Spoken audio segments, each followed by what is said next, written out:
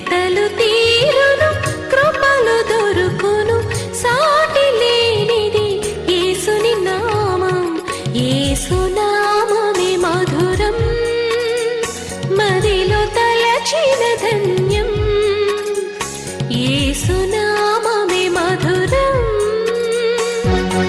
ప్రభువునందు ప్రియమైన దేవుని బిడ్డలారా,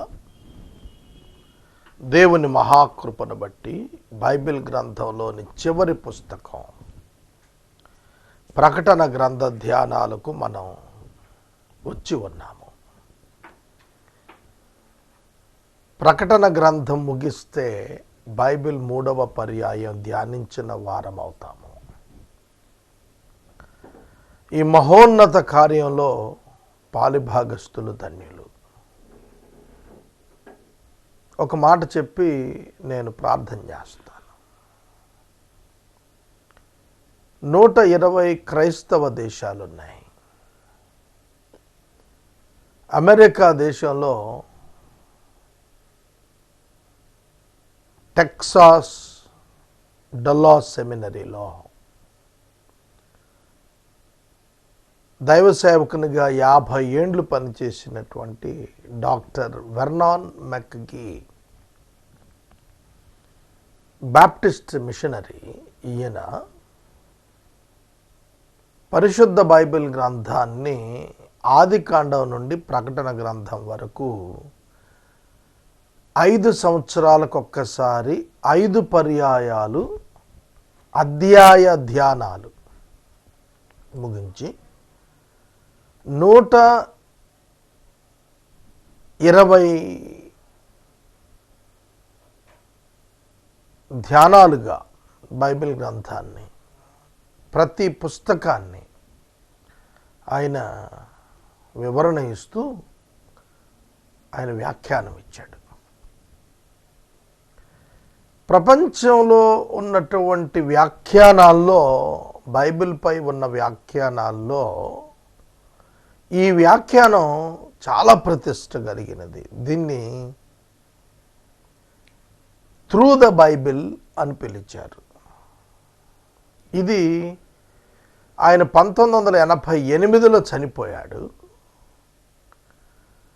ఆయన చనిపోయే నాటికి ప్రపంచవ్యాప్తముగా ఆయన వ్యాఖ్యానం వివిధ భాషల్లోనికి తర్జుమా అయి వివిధ భాషల్లో వివిధ బోధకులు ట్రాన్స్‌వరల్డ్ రేడియో అనేటువంటి స్టేషన్ ద్వారా ప్రసారాలు ప్రారంభించారు. ఆ విధంగా తెలుగు భాషలో కూడా ప్రేమధార అనే కార్యక్రమం ద్వారా బైబిల్ గ్రంథం అంతా కూడా రేడియో ద్వారా ప్రసారమైంది. ఈ చరిత్ర మీకు చెప్పాల్సిన అవసరం ఉంది, అందుకే చెబుతున్నాను. ఆ తర్వాత మరెవ్వరూ కూడా అంత విస్తృతమైనటువంటి విధానంలో ఇండివిజువల్గా చేసిన వారు లేరు. రేడియో ధ్యానం అదొక్కటే ల్యాండ్మార్క్ బుక్, ఇక ల్యాండ్మార్క్ ప్రోగ్రామ్. టెలివిజన్ వచ్చింది దాని తర్వాత, రేడియో తర్వాత. టెలివిజన్లో ఆదికాండం మొదలు ప్రకటన గ్రంథం వరకు ధ్యానించి ప్రసారం చేసినటువంటి వ్యక్తి ప్రపంచంలో ఎవ్వరూ లేరు. ఆ ఆధిక్యత, కృప దేవుడు నాకు ఇచ్చాడు. వెర్నాన్ మెక్గీ పెద్ద విద్వాంసుడు, చాలా గొప్ప థియాలజీ. నాకు ఏ విధమైన వేదాంత విద్య లేదు, కానీ కృప నాకు ఇచ్చాడు దేవుడు. ఆయన 5 సార్లు బైబిల్ పూర్తి చేస్తే నేను ఇప్పటికి 3 సార్లు పూర్తి చేశాను 18 సంవత్సరాల్లో. నాకు ఇప్పుడు 50 సంవత్సరాలు. ఆయన 80 ఏళ్ళు పైగా బతికాడు. ఆయన 50వ ఏట మొదలుపెట్టాడు. టీవీ పరిచర్య. కానీ నేను 30వ ఏటే మొదలుపెట్టాను. ఇంకా ఈజీగా దేవుడు నాకు అవకాశం ఇస్తే ఇంకా 2-3 పర్యాయాలు బైబిల్ ధ్యానించేటువంటి అవకాశం దేవుడు ఆరోగ్యం ఇచ్చి ఆయుషిస్తే నాకుంది. ఈ పర్యాయం నేను మాట్లాడేటువంటి వ్యాఖ్యానాలు ఇతర భాషల్లో కూడా తర్జుమా చేయాలనే ఆశ నేను కలిగి ఉన్నాను. ఈ చివరి గ్రంథం ప్రారంభించే ముందు ఈ చరిత్ర ఎందుకు చెబుతున్నాను అనగా, ఆనాడు వెర్నాన్ మెగ్గీ గారి యొక్క ప్రసారాలు రావటానికి చాలా ఆర్థిక ఇబ్బంది పడ్డాడు ఆయన. ఫస్ట్ టైం ఇబ్బంది పడ్డాడు. తర్వాత అది అమెరికా దేశం కాబట్టి డోనర్స్ దొరికారు. నేను దినదిన భోజనం లాగా ఇప్పుడు 20 ఏళ్లగా అదే స్థితిలో కొనసాగిస్తున్నాను. ఎందుకంటే మనది ఇండియా, హైందవ దేశం మనది. Indian Christianity mentality European Christian మెంటాలిటీకి వ్యత్యాసం ఉంటుంది. ఆ రోజుల్లో ఆనాడు ఆయన్ని సపోర్ట్ చేసిన వాళ్ళు ఎన్నడూ అనుకుని ఉండరు, విశ్వవ్యాప్తంగా ఒక ల్యాండ్ మార్క్ ప్రోగ్రామ్ని మేము స్థాపిస్తున్నాము అని. భారతదేశం ఇప్పుడు 130 కోట్లు ప్రజలు ఉన్నారు. దేవుని కృపను బట్టి నా ఆలోచన, మన భారతదేశంలోని అన్ని భాషలలో బైబిల్ వ్యాఖ్యానం కంప్లీట్గా A to Z, ఆదికాండం నుండి రెవల్యూషన్ వరకు, ప్రకటన వరకు వారి భాషల్లో ఇవ్వగలిగితే 130 కోట్ల మంది ప్రజలు, యేసుని ఎరుగిన ప్రజలు వాక్యాన్ని వినే అవకాశం ఉంది. ఇప్పుడు రెవల్యూషన్, బుక్ ఆఫ్ రెవల్యూషన్, ప్రకటన గ్రంథం 40 రోజులు ఉంది మనకి, ఇంకా డిసెంబర్ ఎండింగ్కి. పగటి పూట కూడా ఎపిసోడ్స్ ఉన్నాయి కాబట్టి 80 ఎపిసోడ్స్ ఛాన్స్ ఉంది నాకు. వాటిని చేయటానికి తదుపరి నా మినిస్ట్రీ కొరకు ఎవరైతే ఈ 3rd టైం మిషన్ ఎండింగ్లో సాకారులుగా ఉంటారో, తరాలుగా వాళ్ళు ప్రజలకు మేలు చేసిన వారు అవుతారు. అది చెప్పటానికి నేను ఈ స్టోరీ అంతా చెప్పుకొచ్చాను. కనుక వెర్నాన్ మెగ్గీ యొక్క పుస్తకాలు నా బాల్యంలో మా చర్చి పాస్టర్ ఆయన ఇంట స్థలం లేక ఆయన తెప్పించిన పుస్తకాలు మా ఇంటి మెట్ల కింద దాచుకున్నాడు. నా 8వ తరగతిలో అవి మా ఇంటికి చేరాయి.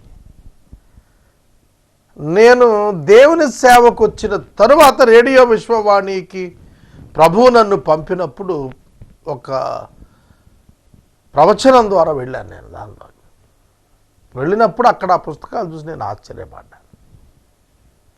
ఆ తర్వాత నా లైఫ్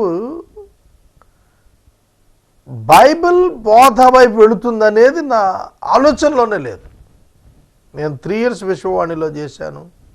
ఆ తరువాత ఒక 4 to 5 years అరణ్యాలలో సువార్త ప్రకటించాను. కనుక 92 నుంచి 2001 మధ్యలో church evangelism in hill areas, radio విశ్వవాణిలో 10 years నాకు గడిచిపోయింది. ఆ తరువాత దేవుడు నన్ను నడిపించిన తీరు ఆశ్చర్యం. కనుక ఇవాళ ఆదికాండం నుండి ప్రకటన వరకు వచనం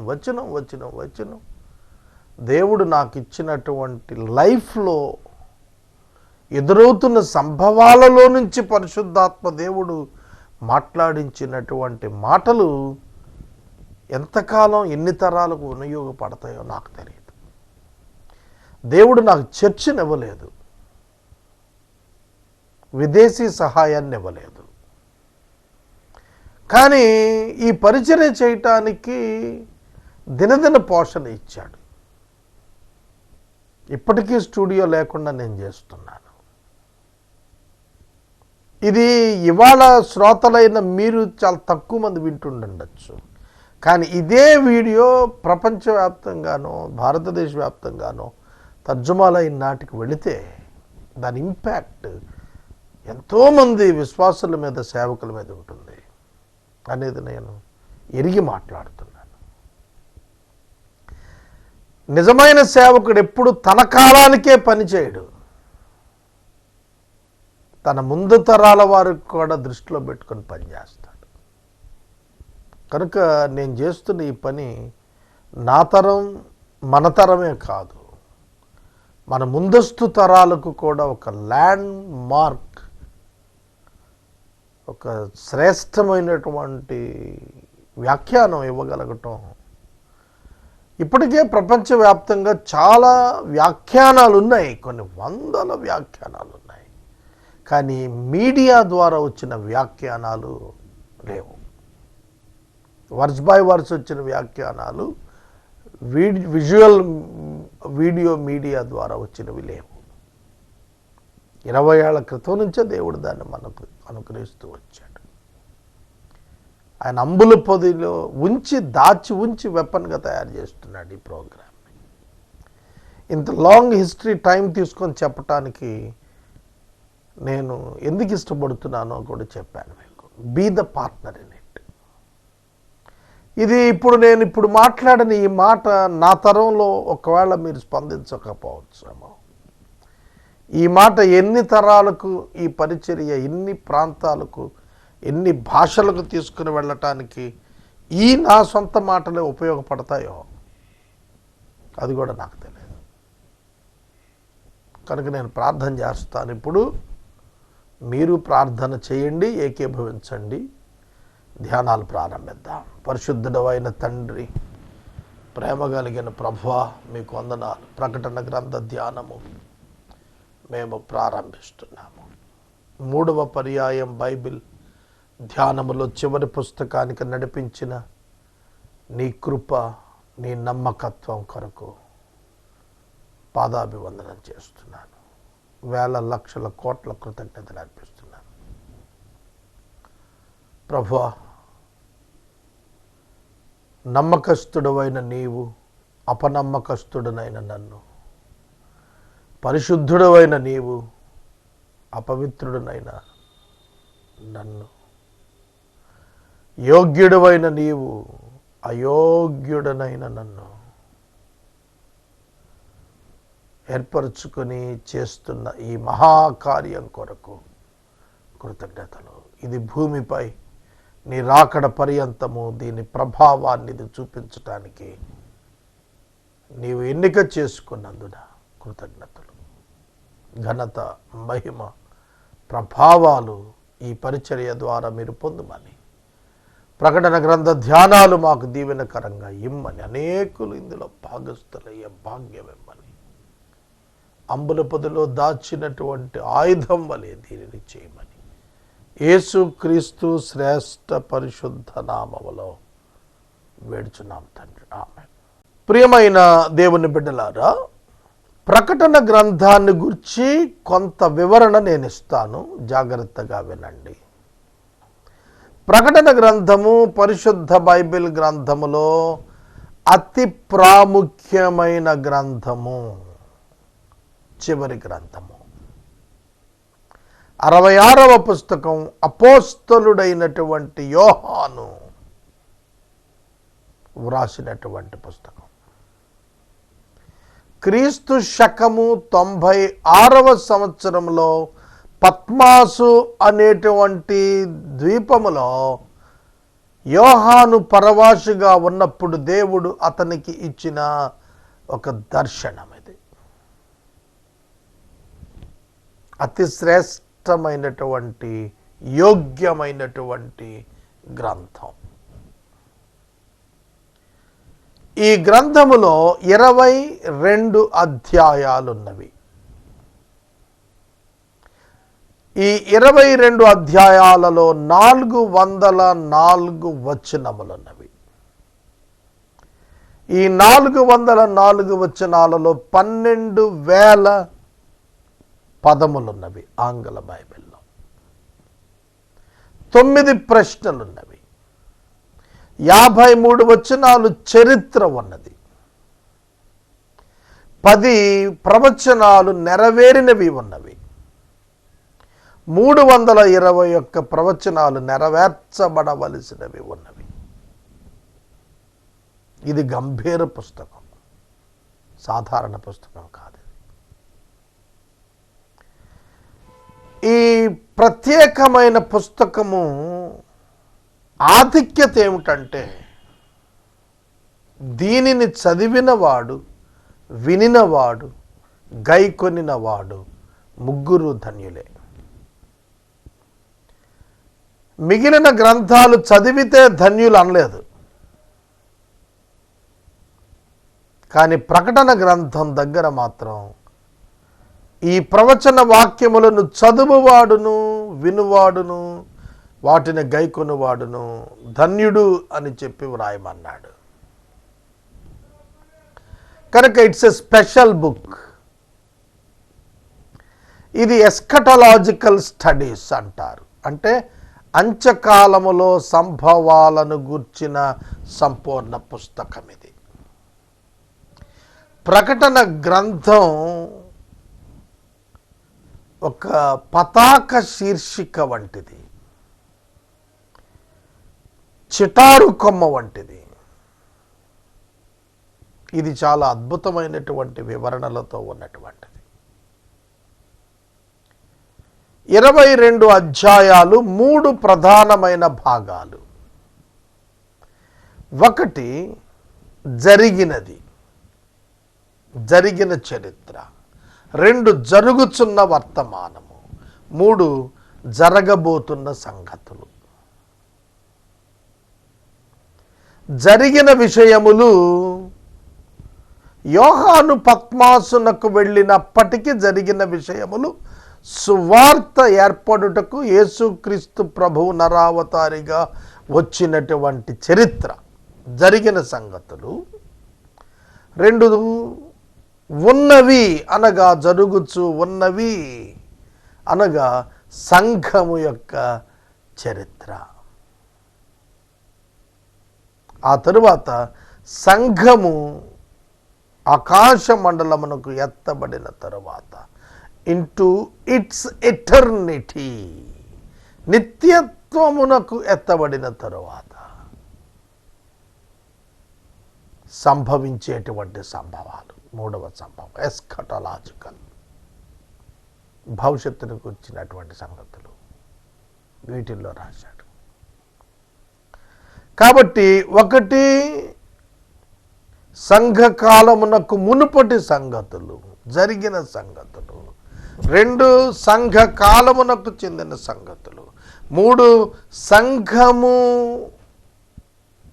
తన ప్రభువునొద్దకు వెళ్ళిన తరువాత సంగతులు. సంఘమునకు పాస్ట్ టెన్స్, సంఘము యొక్క ప్రజెంట్ టెన్స్, సంఘానికున్న ఫ్యూచర్ టెన్స్. కనుక అల్టిమేట్గా the church of Jesus Christ glorified in the book of revolution.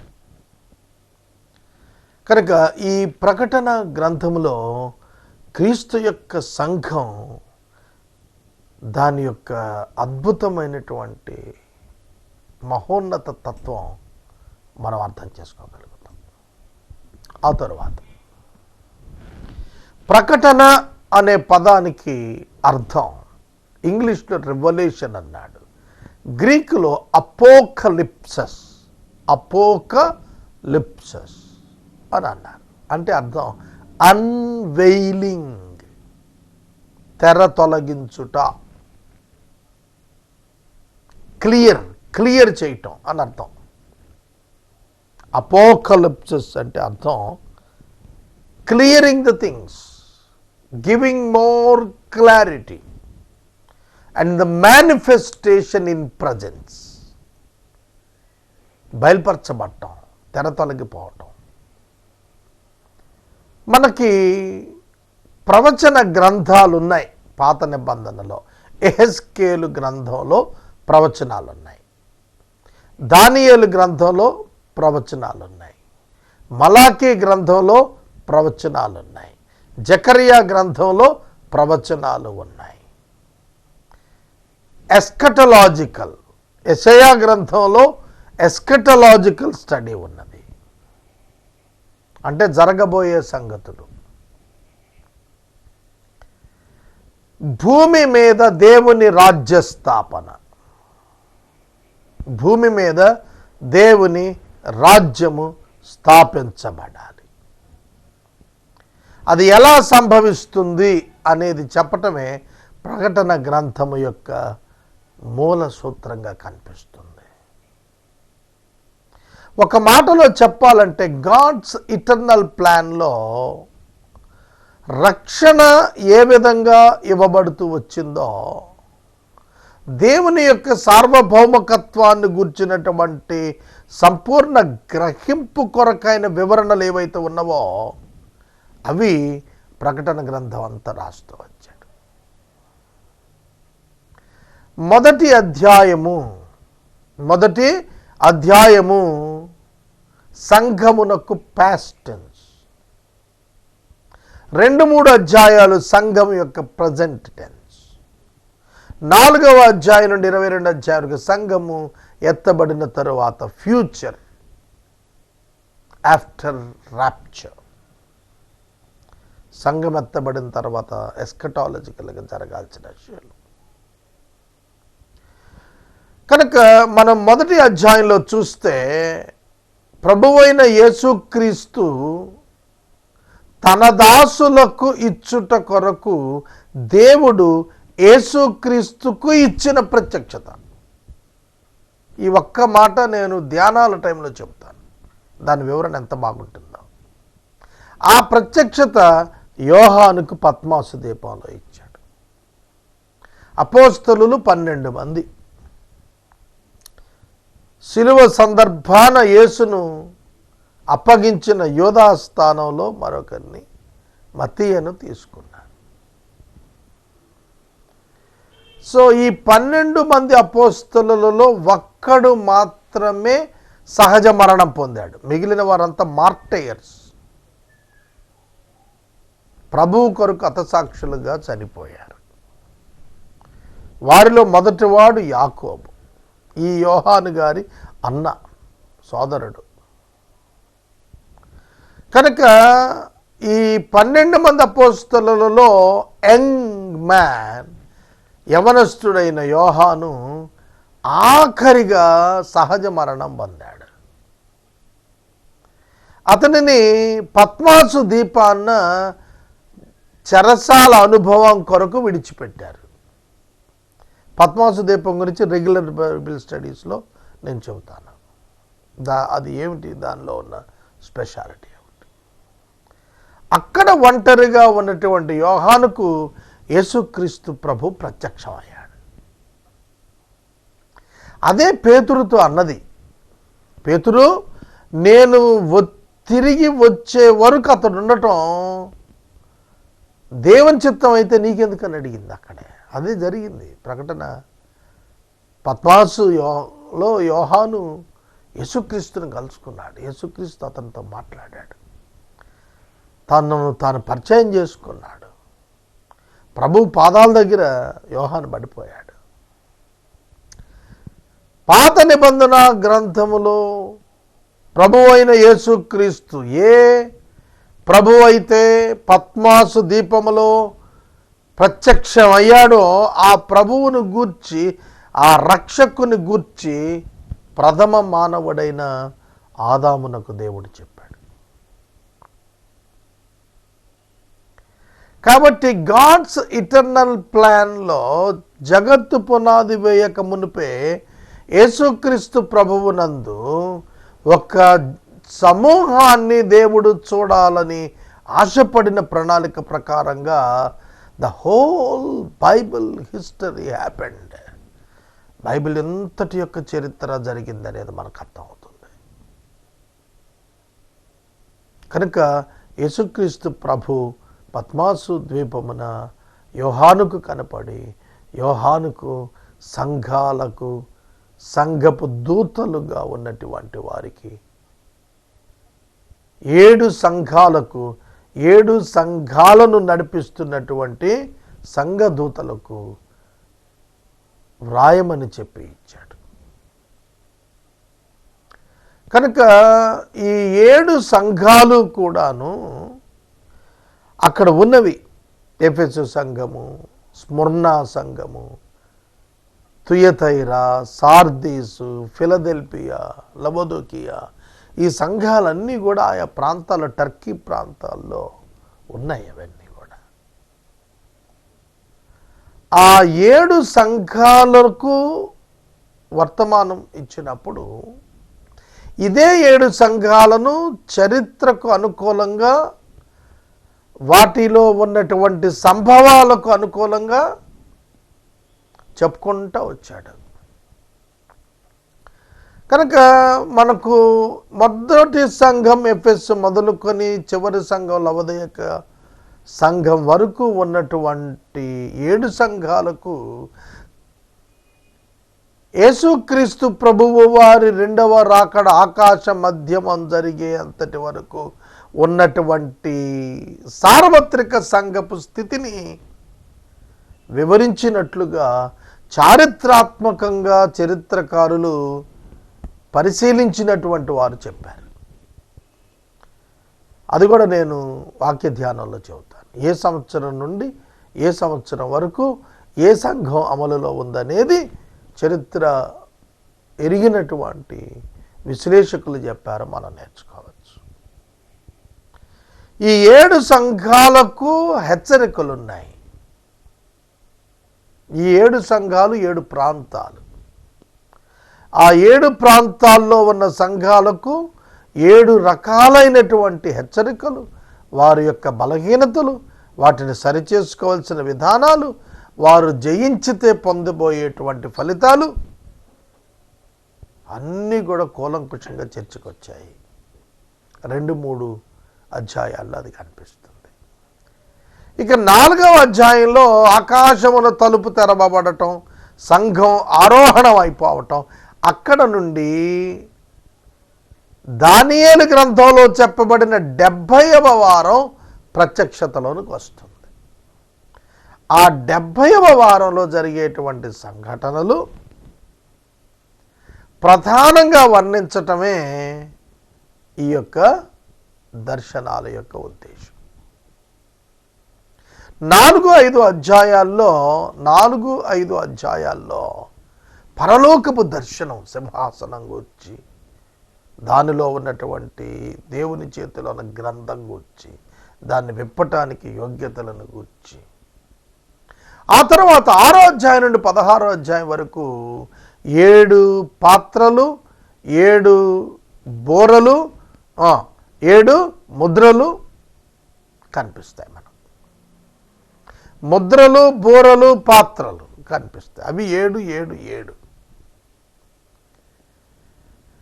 వాటి సంభవాలను మళ్ళీ బైబిల్లో నేను వరుస క్రమంలో చెప్పినప్పుడు వివరిస్తాను. ఆ తర్వాత మనకు 17-18 అధ్యాయాల్లో, 19-20 అధ్యాయాల్లో వరల్డ్ రిలీజియన్, వరల్డ్ ఫైనాన్సెస్ కూలిపోవటాన్ని గురించిన వివరం తెలుస్తుంది. మృతుల పునరుద్ధానం, తీర్పు, ఆ తర్వాత నూతన ఆకాశం, నూతన భూమి, పరలోకం, ప్రభు నూతన భూమి మీద దిగి రావటంతో ప్రకటన గ్రంథం యొక్క వివరణ ముగుస్తుంది. కనుక అధ్యాయం మళ్ళా నేను ఎక్స్ప్లెయిన్ చేస్తూ వాటి లోపల వచనాలను ఎక్స్ప్లెయిన్ చేస్తాను. ప్రార్థన. మమ్మలను మిక్కిలిగా ప్రేమిస్తున్న తండ్రి, వందనాలు, స్తోత్రాలు. ప్రకటన గ్రంథంలో జరగబోతున్న విషయాలను మేము ధ్యానిస్తుండగా కృపనిమ్మని యేసు నామమున అడుగుచున్నాము. ఆమేన్. తండ్రి అయిన దేవుని ప్రేమ, కుమారుడైన యేసయ్య కృప, పరిశుద్ధాత్మ దేవుని అన్యోన్య సహవాసం సదాకాలం మనకు తోడైనను గాక. ఆమేన్.